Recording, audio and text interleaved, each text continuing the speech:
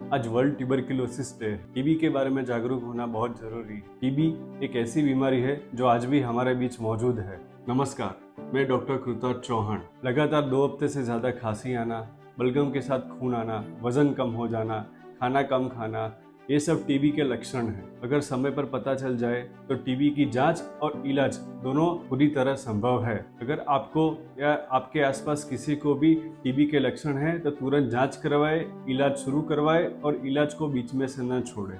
TB हारेगा, देश जीतेगा।